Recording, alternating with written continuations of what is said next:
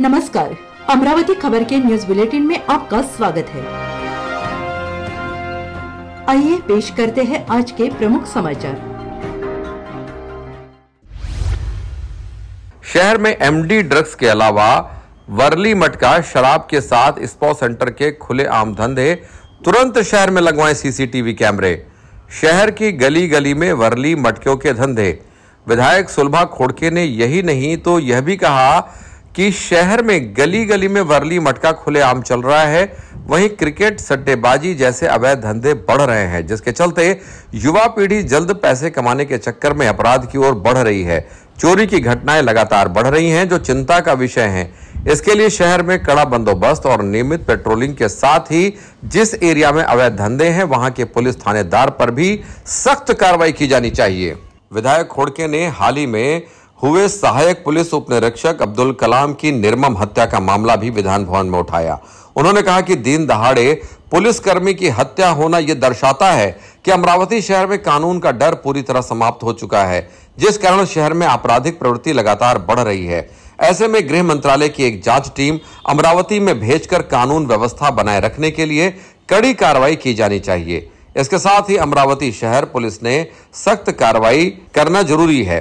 विधानसभा में शहर में चल रहे तमाम अवैध धंधों की पोल खोल करने के बाद यह बात तो अब तय है कि आगामी दिनों में शहर में सभी अवैध धंधों पर कार्रवाई की मुहिम तेज कर दी जाएगी। वहीं शहर में चल रहे अवैध धंधे तुरंत बंद कर दिए जाएंगे। खोड़के ने कहा कि गृह मंत्रालय के समक्ष पिछले 5 वर्षों से सीसीटीवी कैमरे लगाने का प्रस्ताव धूल खा रहा है। अंततः अब अमरावती शहर के विभिन्न हिस्सों में सीसीटीवी कैमरे लगाने की कार्रवाई की जाए, क्योंकि शहर का विस्तार तेजी से बढ़ रहा है। ट्रैफिक भी लगातार शहर में बढ़ता जा रहा है, जिसको लेकर पुलिस प्रशासन को आवश्यक उपाय करना जरूरी है। विधायक खोड़के ने विधान भवन में पुलिस प्रशासन पर तीखा हमला करते हुए अमरावती शहर में पिछले कुछ महीनों से जारी आपराधिक घटनाओं की संपूर्ण जानकारी व फोटो सदन में पेश की है। उन्होंने कहा कि शहर में कई स्पा मसाज सेंटर चल रहे हैं, जिनकी आड़ में अनैतिक गतिविधियां हो रही हैं। पुलिस वहां छापे मारकर कार्रवाई तो कर रही है, किंतु ऐसे सेंटर को लाइसेंस मिलना भी चिंता का विषय है। इस कारण सामान्य व बेरोजगार युवक युवतियां अपराध की दलदल में धकेले जा रहे हैं। इसलिए इस स्पा सेंटरों पर तथा ऑनलाइन लॉटरी सेंटरों पर कड़ी कार्रवाई की जानी चाहिए। अमरावती शहर में एमडी ड्रग्स जैसे मादक पदार्थों की भारी मात्रा में तस्करी हो रही है और अवैध धंधों के चलते आपराधिक प्रवृत्तियों को खुला संरक्षण मिल रहा है। इस कारण शहर में आपराधिक घटनाएं तेजी से बढ़ रही हैं और कानून व्यवस्था पूरी तरह चरमरा गई है। यदि यह स्थिति ऐसी बनी रही तो अमरावती में माफिया राज का पनपना तय है।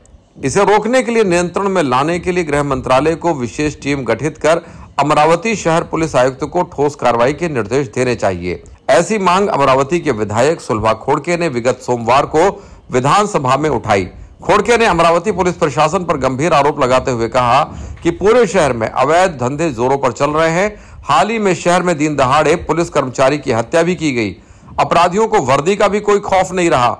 अमरावती शहर में एमडी ड्रग्स, गांजा, अवैध शराब, गुटखा, वर्ली मटका जैसे अवैध धंधे हर क्षेत्र में खुलेआम चल रहे हैं, जिस पर अमरावती शहर पुलिस का किसी भी प्रकार का कोई नियंत्रण नहीं रह गया है। खोड़के ने विधानसभा में अपराधों का पूरा चित्र ही सदन के सामने प्रस्तुत किया।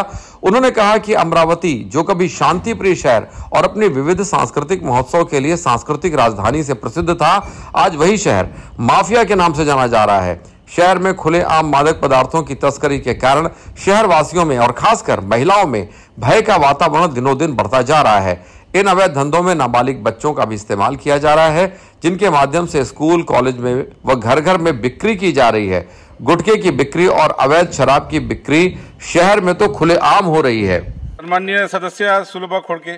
अध्यक्ष महोदय, 2025-26च्या पुरवणी मागण्यावर चर्चा करत असताना बाब क्रमांक 10, 11 आणि 12 यावर बोलत असताना गृह विभागाच्या मध्ये मी या ठिकाणी सांगू इच्छिते की अमरावती शहर हे सर्वसामान्यांचं संरक्षण करण्याची जबाबदारी ही अमरावती शहर आहे आणि अमरावती शहर हे एक शांततापूर्वक शहर होतं। परंतु काही याच्यामुळे आज आपण बघतोय की दारूचं प्रमाण फार मोठ्या प्रमाणात वाढलं होतं आणि दारूच्या प्रमाणाच्या माध्यमातून वाढल्यानंतर महिलांचे मोर्चे निघत होते, महिलांच्या कुटुंबाचं त्या ठिकाणी वाताहत होत होती, म्हणून महिला त्या ठिकाणी मोर्चा काढत होते. परंतु आता त्याच्या पुढे सुद्धा आता या ठिकाणी हा शहरातला वाढलेला आहे की या ठिकाणी आज आपल्याला माहीत आहे की सांगावं असं वाटतं की आमच्या अमरावती शहराची कायदा व सुव्यवस्था ढासळली की आहे की काय अशी परिस्थिती निर्माण झालेली आहे.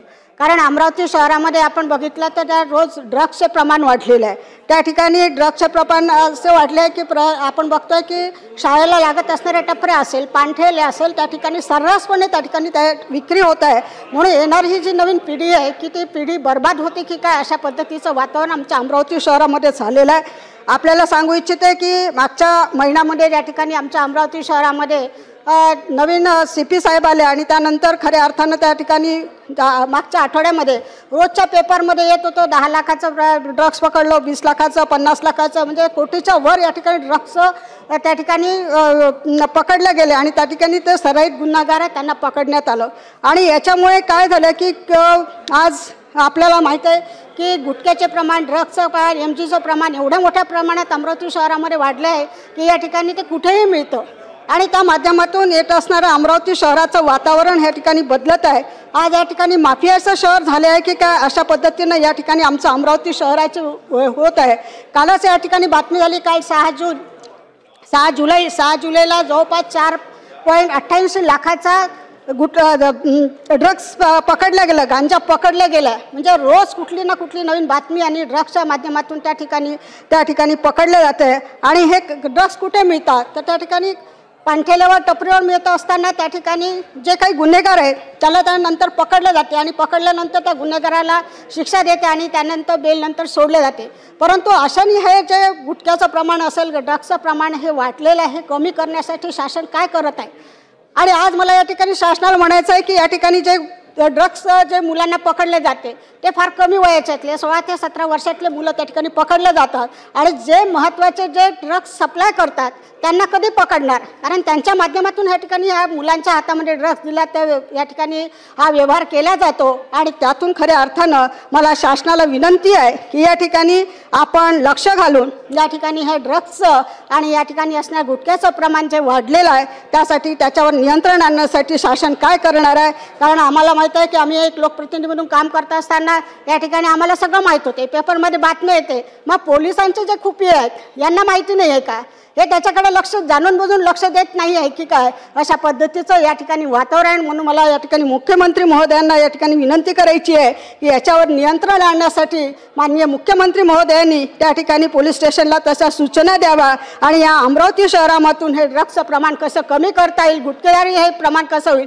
कारण यातून अनेक प्रकार घडले. आजच 8 दिवसाच्या आधी एक ASI पोलीस कर्मचाऱ्याचा खून झाला, दिवसाढवळ्या खून झाला. म्हणजे पोलीस PSIचा जर खून होत असेल या माध्यमातून होत असेल तर म्हणजे किती गंभीर प्रकरण झाले. या माध्यमातून मधल्या पिरियडमध्ये आपण बघतो की त्या ठिकाणी चाकूचे वार सुद्धा झाले, त्यानंतर गोळीबार सुद्धा अमरावती शहरामध्ये झालाय. म्हणजे अमरावती शहर हे कुठल्या गुन्हेगारीच्या माध्यमातून पुढे जात आहे की काय अशी पद्धतीचं वातावरण या ठिकाणी अमरावती शहरामध्ये झालंय. म्हणून याकडे सुद्धा शासनाने लक्ष देऊन आणि हा कायदा आणि सुव्यवस्था या ठिकाणी आपल्याला कशी नियंत्रणात आणता येईल आणि त्यासोबतच अमरावती शहराचं वातावरण कसं आपल्याला करता येईल यासाठी प्रयत्न करणे आणि तशा सूचना करण्याची गरज आहे. म्हणून शासनाने त्यासोबत करावी. त्यासोबतच या ठिकाणी स्पा सारखे सेंटर उघडले जातात.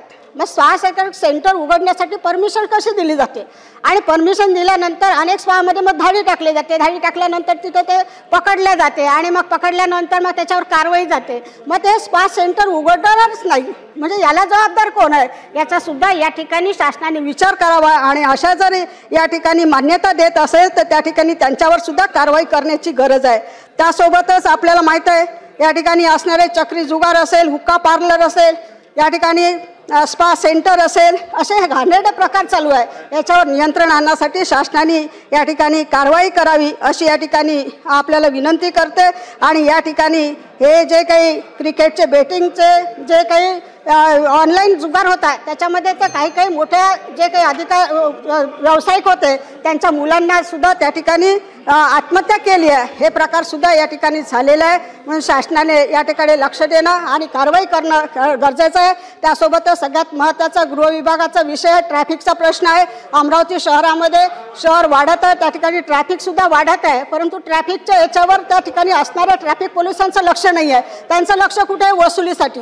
रस्त्यावर एका साईडला उभे राहतात, गाड्या पकडतात आणि शासनाची वसुली करायची आहे म्हणून वसुली करतात. म्हणून ट्रॅफिकवर सुद्धा शासनाने लक्ष देण्याची फार मोठी गरज आहे की वाहतूक नियंत्रण या ठिकाणी नियंत्रणात येईल अशा पद्धती हे करायला पाहिजे. दुसरा विषय आहे, 2019 पासून मी या ठिकाणी आपल्या विधानसभामध्ये प्रश्न मांडला की अमरावती शहरामध्ये गुन्हेगारीचं प्रमाण वाढत असल्यामुळे CCTV कॅमेऱ्याची गरज आहे. CCTV कॅमेऱ्याचा प्रस्ताव शासनाकडे आलेला आहे. म्हणून शासनाने हे CCTV कॅमेरे लावण्याच्या संदर्भात सुद्धा या ठिकाणी लक्ष द्यावं आणि निधी उपलब्ध करून द्यावे असं त्या ठिकाणी विनंती करते. त्यासोबतच साहेब 2 मिनिटच तर नाही झाले, एकही विषय नाही मांडता आला. पुरवणी मागणी आहे, 4 मिनिटं तर बोलू द्या. लोक बोलणार आहे, बोला. त्यासोबतच चोरीचे प्रमाण सुद्धा वाढलेलं आहे. म्हणून रात्री दिवसात चोऱ्या होतात आणि चांगल्या कॉलनीमध्ये हे चोऱ्या होतात, तर मग पोलिसांना चोरी दिसत नाही का? म्हणजे याच्यावर सुद्धा जे पेट्रोलिंग आपण म्हणतो की पोलिसांचं पेट्रोलिंग असते, दिवसाही असते रात्री असते, मग हे पेट्रोलिंग होत असताना चोऱ्या कशा होतात याच्यावर सुद्धा नियंत्रण देण्याची खऱ्या अर्थानं गरज आहे. म्हणून या ठिकाणी मी शासनाला विनंती करते की आमच्या शहराचं जे काही वातावरण बिघडत चाललं आहे त्याच्यावर नियंत्रण ठेवण्यासाठी मुख्यमंत्री महोदयांनी या ठिकाणी लक्ष द्यावं आणि त्या ठिकाणी असणारे हे गुन्हेगारीचं प्रमाण कसं कमी करता येईल त्यासोबत